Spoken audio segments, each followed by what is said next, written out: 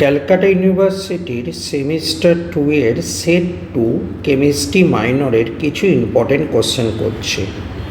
প্রথমটা বলেছে what is critical temperature.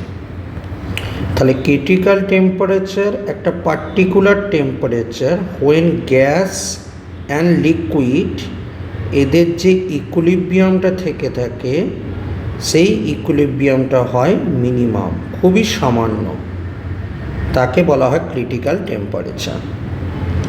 পরের কোশ্চেনটা বলেছে কম্পেয়ার কোভ্যালেন্সি। দেখো দুটোর ক্ষেত্রেই অ্যানায়নটা হলো কার্বনেট, যেটা বড় সাইজ।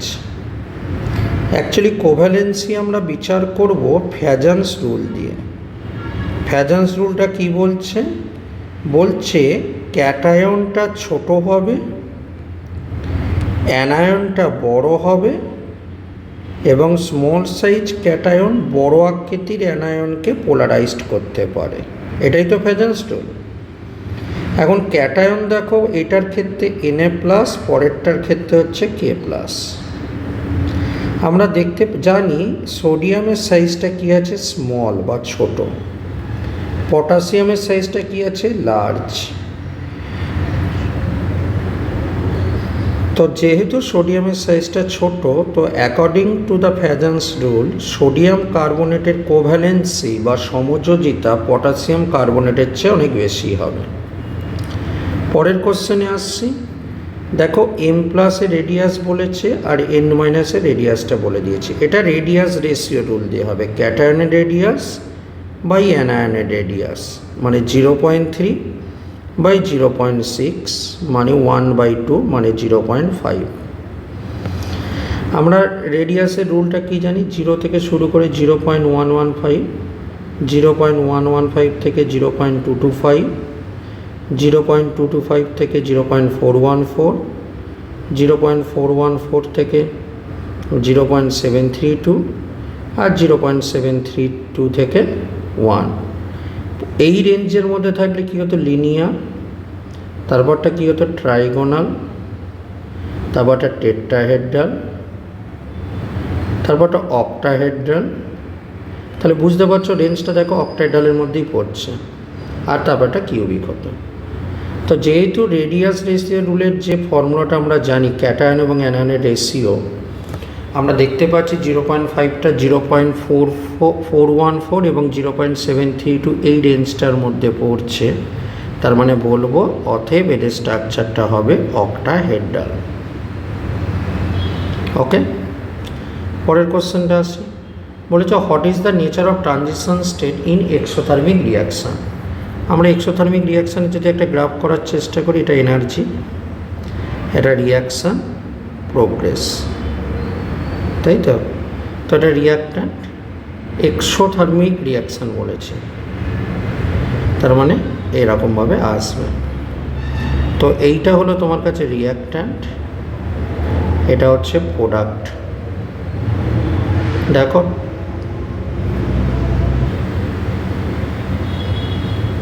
তো এখানে ট্রানজিশন স্টেটটা দেখতে পাচ্ছি রিয়াক্ট্যান্টের কাছাকাছি আছে, তার মানে বলবো এই ট্রানজিশন স্টেটটা হবে রিয়াক্ট্যান্ট লাইক বা রিয়াক্ট্যান্টের মতন। ওকে, কোশ্চেন নম্বর 5-এ আসি। কোশ্চেন নম্বর 5-এ দেখো আলটিমেটলি কিন্তু দুটোর ক্ষেত্রেই দেখো ওয়াটার মলিকুল বেরিয়ে গেছে, কিন্তু যদি একটু খেয়াল করে দেখো প্রথমটার ক্ষেত্রে একটা থেকে দুটো তৈরি হয়েছে আর পরেরটার ক্ষেত্রে দুটো থেকে দুটো তৈরি হয়েছে। যেহেতু প্রথমটায় একটা থেকে দুটো তৈরি হয়েছে, তো নাম্বার অফ পার্টিকেল ইনক্রিজ করেছে এবং নাম্বার অফ পার্টিকেল ইনক্রিজ করলে এন্ট্রপি মানে ডেল্টা এস সেটা কী হয়? পজিটিভ হয়। তাহলে প্রথমটার ক্ষেত্রে ডেল্টা এসটা বেশি পজিটিভ। এবং আমরা কি জানি? ডেল্টা জি সমান ডেল্টা এইচ মাইনাস টি ডেল্টা এস। তো কারোর যদি ডেল্টা এসটা পজিটিভ হয়, ডেল্টা জিটা তার কী হবে? তত বেশি নেগেটিভ হবে। তাহলে ফার্স্ট যে রিয়াকশানটা আছে সেই ফার্স্ট রিয়াকশানে ডেল্টা জি বেশি পরিমাণে নেগেটিভ। পরের কোশ্চেনটা আসছে। পরের কোশ্চেনটা বলেছে calculate Z value at high pressure. প্রথমে ভ্যান্ডার ওয়াল ইকুয়েশনটা লিখছি, P+n² / v² v - nb সমান সমান nRT।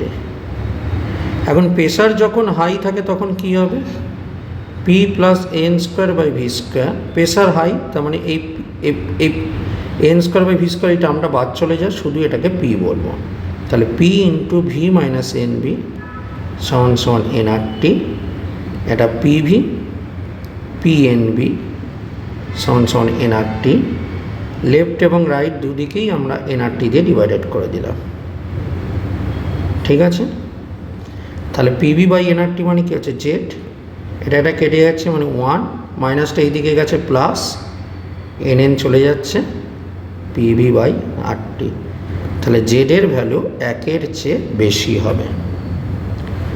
পরের কোশ্চেনটা বলেছে KHF2 এক্সিস্ট করে কিন্তু KHCl2 এক্সিস্ট করে না কেন। দেখো ইলেকট্রোনেগেটিভিটি যদি আমরা দেখব ফ্লোরিনের ইলেকট্রোনেগেটিভিটি বেশি ক্লোরিনের চেয়ে। তার যতই ইলেকট্রোনেগেটিভিটি বেশি হয় তত তার মধ্যে এইচ বন্ডিং এক্সিস্ট করে। তাহলে KHF2-র মধ্যে বলতে পারি মোর এইচ বন্ডিংয়ের সংখ্যা বেশি আছে, আর KHCl2-র মধ্যে বলতে পারি লেস এইচ বন্ডিং। তাহলে বুঝতেই পারছো KHF2-র মধ্যে হাইড্রোজেন বন্ডিং বেশি, এবং এই হাইড্রোজেন বন্ডিং বেশি বলেই এইটা কি করে এক্সিস্ট করে থাকে। পরের কোশ্চেনটা বলেছে এই যে স্টার কার্বনটা আছে একটা নন স্টিরিওজেনিক কেন। দেখো এটা আর কনফিগারেশন, এটাও যদি করো আর কনফিগারেশনই পাবে। এবার কি করব, এই দুটোকে আমরা ইন্টারচেঞ্জ করব, তাই তো। ইন্টারচেঞ্জ করার পর কেমন দেখতে পাচ্ছি, ইন্টারচেঞ্জ করলে দেখতে পাচ্ছি এটা আপ বন্ডে ওইচ, এটা ডাউনে ওইচ, আর নিচে থাকছে পিএইচ, ঠিক আছে। এবার আমরা জানি ফিশার প্রজেকশনে যে কোনো কম্পাউন্ডকে 180 ডিগ্রি রোটেশন অ্যালাউড। তাহলে এই কম্পাউন্ডটাকে 180 ডিগ্রি রোটেট করলাম। রোটেট করার পর আমরা দেখতে পাচ্ছি যে স্ট্রাকচারটা পাচ্ছি, আর আমার শুরুতে যে স্ট্রাকচারটা নিয়েছিলাম এই দুটো স্ট্রাকচার কি হচ্ছে সিমিলার। তাহলে সিমিলার স্ট্রাকচার পাচ্ছি। যদি ডিফারেন্ট স্ট্রাকচার পেতাম তখন তাকে আমরা বলতাম স্টিরিওজেনিক। তার মানে after interchanging two group we are not getting a new isomer. Interchange করার পর আমরা কোনো নতুন আইসোমার পাচ্ছি না। যদি পেতাম তখন আমরা স্টিরিওজেনিক বলতাম, যেহেতু আমরা এখানে পাচ্ছি না তাই জন্য আমরা নন স্টিরিওজেনিক বলবো। নেক্সট কোশ্চেন বলেছে H2O এবং অ্যামোনিয়ার শেপ কি। ভালো করে খেয়াল করবে, জিওমেট্রি জিজ্ঞেস করেনি কিন্তু শেপ জিজ্ঞেস করেছে।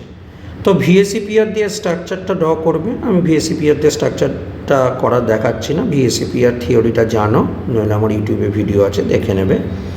নেবার পর খেয়াল করে দেখো লোন পেয়ার বাদ দিয়ে দেখলে এটাকে দেখো ভি এর মতন লাগছে, তার মানে ভি লাইক শেপ, ঠিক আছে।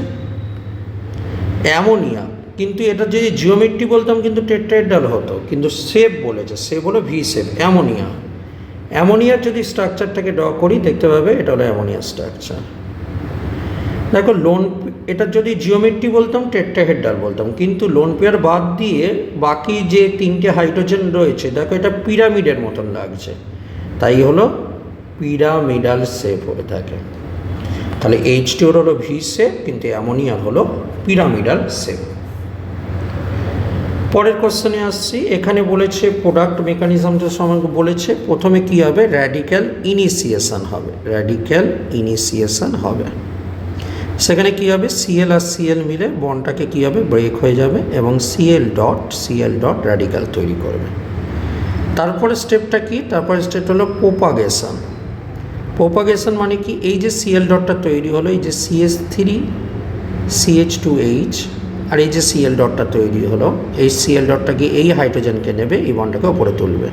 তাহলে CH3 CH2 উপরে ডট তৈরি হলো, আর H আর Cl মিলে HCl তৈরি করবে, রাইট।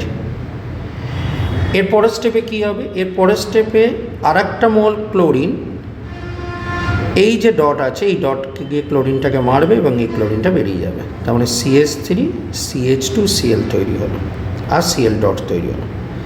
এইভাবে দেখো যে Cl ডট দিয়ে আমরা শুরু করেছিলাম সেই Cl ডট দেখো আবার তৈরি হয়ে গেছে। এবার এরমভাবে চলতে থাকবে, যেটাকে বলে প্রোপাগেট করা।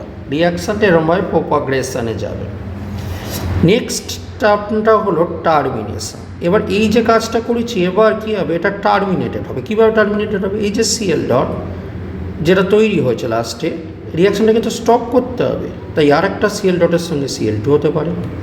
তারপর দেখো এই CH3CH2 ডট আর একটা Cl ডটের সঙ্গে জোড়া লেগে CH3CH2Cl হতে পারে, অথবা CH3CH2 ডট আর একটা এরকম CH3 ডটের সঙ্গে জোড়া লেগে CH3CH2CH2CH3 হতে পারে। তো এইভাবে রিয়াকশানটা টার্মিনেটেড হবে। পরের কোশ্চেন দেওয়া আছে, ফ্লোরিন, ক্লোরিন, ব্রোমিন, আয়োডিন এদের বলেছে নিউক্লিওফিলিসিটি কম্পেয়ার করতে। তো দেখো FCl Br I। দেখো প্রথম কথা বলছি, ইলেকট্রোনেগেটিভিটির যদি দিকে খেয়াল করি, আমরা জানি ইলেকট্রোনেগেটিভিটি ফ্লোরিনের সব থেকে ইলেকট্রোনেগেটিভিটি বেশি। এখন ইলেকট্রোনেগেটিভিটি বেশি হলে কী হয়, ইলেকট্রোনেগেটিভিটি যত বেশি হবে তত বেশি পরিমাণে হাইড্রোজেন বন্ডিং হবে। তাহলে হাইড্রোজেন বন্ডিং কার বেশি, F মাইনাসের বেশি, তারপর Cl মাইনাস, তারপর Br মাইনাস, তারপর I। ওকে, এখন হাইড্রোজেন বন্ডিং যত বেশি হবে তত কী হবে, নেগেটিভ চার্জ লেস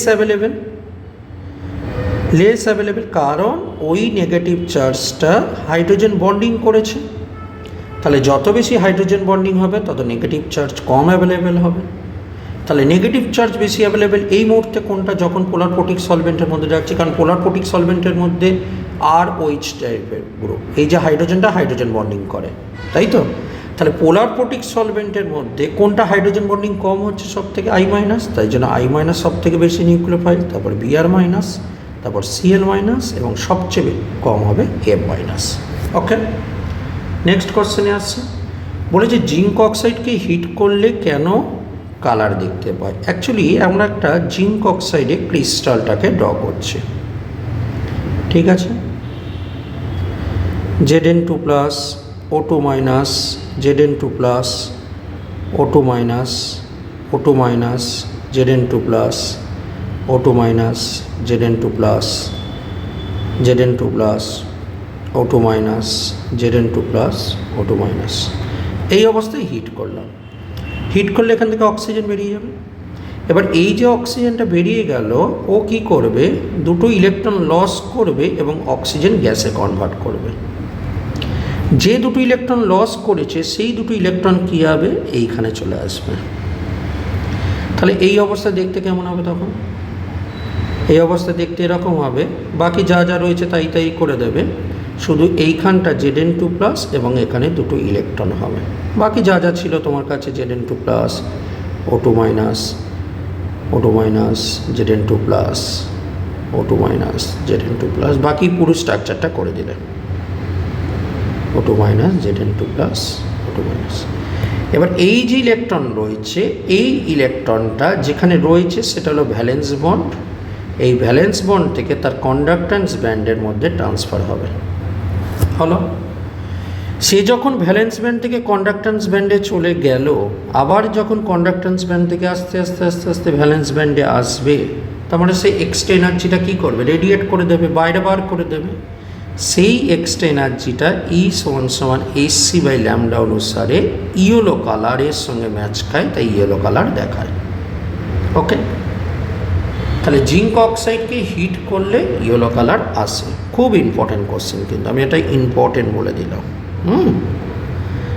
তো যাই হোক, এই ছিল আমাদের একটা সেট 2 এর কোশ্চেন।